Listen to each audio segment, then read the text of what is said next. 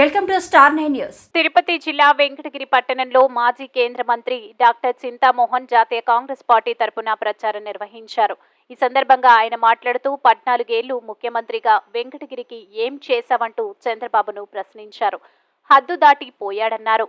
కాంగ్రెస్ లో పుట్టి కాంగ్రెస్ లో పెరిగి మంత్రి అయ్యావు, పక్కకు పోయావు, ముఖ్యమంత్రి అయ్యావు, ఎవరికైనా ఉపయోగపడ్డావా అని చింతామోహన్ ఎద్దేవా చేశారు. పోయి బీజేపీలో చేరి నట్టెట్లో పడ్డావన్నారు. నీ కర్మ చంద్రబాబు, నీ పని అయిపోయింది, ఫినిష్, మటాష్ అయిపోయావు అంటూ చంద్రబాబుపై చింతామోహన్ విమర్శలు చేశారు.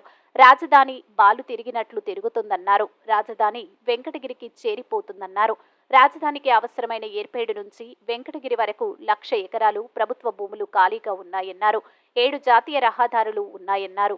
7 విశ్వవిద్యాలయాలు ఉన్నాయని, అంతర్జాతీయ విమానాశ్రయం ఉందన్నారు. అని ఏందా ఎందుకయ్యా నీకు ముద్దు? హద్దు దాటిపోయినావు చంద్రబాబు నాయుడు. నీ తిక్క ప్రయోజనాలు ఏం చేస్తుండావు నువ్వు నాకే తెలియదు.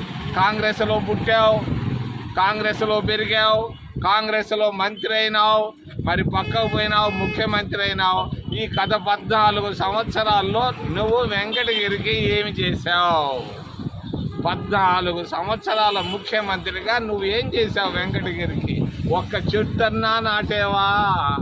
పోనీ ఎవరికన్నా ఒక బడి పిల్లోడికి ఒక మరి సీట్ ఇప్పించావా? పోనీ ఎవరికైనా ఒక్క ఉద్యోగం అన్నా ఇప్పించావు చంద్రబాబు?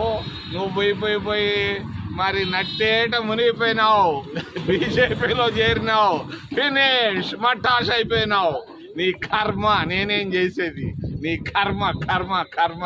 నువ్వు పోయి ఆడ కమ్యూనిస్టులతోనో ఇంకెవరితో చేరున్నా కూడా నువ్వు బతికి బయటపడి ఉండేవాడివి. పోయి బంగాళాఖాతంలో దూకేసినావు. అయిపోయింది, నువ్వు కథం అయిపోయింది నీ పరిస్థితి.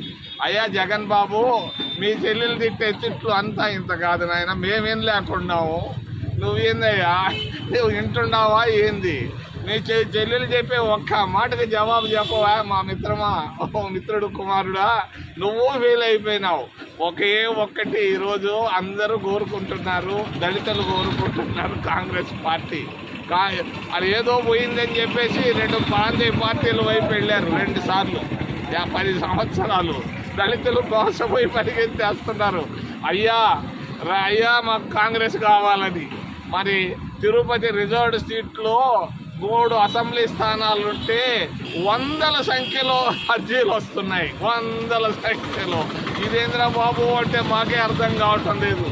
మరి అంటే దీని అర్థం దళితులంతా కాంగ్రెస్ వైపు వెనక్కి వచ్చేసారు, మైనారిటీలంతా కాంగ్రెస్ వైపు వచ్చారు. పైపెచ్చు సిపిఎం 2 పార్టీలు మొన్న అనంతపూర్లో చూస్తే నా పెళ్లి రోజు కూడా అంత సంతోషం రాలేదు, అంత సంతోషంగా ఉండింది. ఎర్ర జెండాలు మా కాంగ్రెస్ పార్టీ మీటింగ్లో చూసి మేము ఆహ్వానిస్తున్నాం. సంతోషంగా ఉంది కమ్యూనిస్టులు మాతో కలిసిన దానికి. ప్రభుత్వ ఉద్యోగస్తులు, ప్రభుత్వ ఉపాధ్యాయులు, అంగన్వాడీ వర్కర్లు, సర్పంచులు, వ్యాపారవేత్తలు, విద్యావేత్తలు, ఒకరు కాదు అందరూ కాంగ్రెస్ కాంగ్రెస్ కాంగ్రెస్ కాంగ్రెస్ కాంగ్రెస్ అంటున్నారు. కాంగ్రెస్ గాలి కొడతా ఉంది. ఈరోజు కాంగ్రెస్ రావడం ఖాయం. మొదటి రోజే ప్రతి నిరుపేద కుటుంబానికి 5,000 ఇస్తాం, సంవత్సరానికి 60,000 ఇస్తామని